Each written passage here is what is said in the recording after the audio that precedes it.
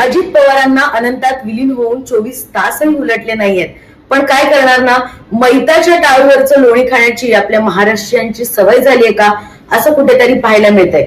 पत्रकार असू द्यात, इन्फ्लुएन्सर असू द्यात, कार्यकर्ते असू द्यात, पॉलिटिशियन्स असू द्यात, त्यांच्या घरचे दारचे बाहेरचे जनता सगळीकडे अगदी अशा चर्चा रंगल्यात ना की दादा गेले याचं कमी दुःख आहे, पण आता इथून पुढे काय होणार याच्यावरती जरा जास्त लक्ष असं पाहायला मिळतं. दादा उपमुख्यमंत्री पदावर होते, मग ते उपमुख्यमंत्री पद कोणाला मिळणार, तर काही लोक सुनित्रा पवारांसाठी प्रयत्न करतायत, काही लोक सुप्रिया सुळेंसाठी प्रयत्न करतायत. मग आलं दादांची संपत्ती किती होती, दादांनी घोटाळे किती केले, दादांनी पैसे किती खाल्ले, दादांनी बीजेपीला काय अद्दल घडवली, दादांचा मृत्यू झाला की बीजेपीनी मारलं, विरोधकांनी मारलं की सत्ताधाऱ्यांनी मारलं, घरच्यांनीच मारलं असेल, अशा सगळ्या नाना प्रकारच्या चर्चा सोशल मीडियावरती रंगायला मिळतात.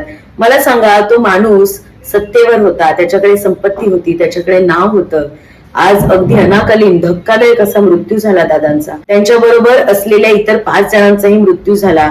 किती दुखवटा पाळलात तुम्ही, किती त्यांच्या दुःखामध्ये तुम्ही सहभागी झालात. एखादा व्यक्ती गेला ना की फक्त त्या क्षणापुरतं त्याच्यासाठी दुखवटा व्यक्त केला जातो, तो धक्का लोकांना बसतो, पण त्यानंतर लोकांच्या मनातली माणुसकी मेलीये हे मात्र या अजितदादा पवारांच्या जाण्याने मी खूप मोठ्या प्रमाणात अनुभवलं.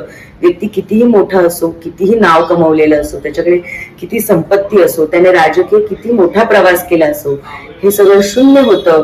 आणि तुमच्या ह्या ज्या थातुरमातुर ह्या अशा नीचपणाच्या ह्या ज्या गोष्टी आहेत त्याला मात्र प्राधान्य मिळतं. आणि सगळे काही शेवटी त्या सत्तेसाठी, त्या खुर्चीसाठी, त्या पैशांसाठी तुमचं हे सगळं आयुष्याचं गणित हे तिथेच येऊन थांबतं. त्याच्यामुळे शेवटी मी एवढंच म्हणेन की नेताना तुम्ही काय घेऊन जाताय ते महत्वाचं नाहीये, तुम्ही मागे काय सोडून जाताय हे महत्वाचं आहे.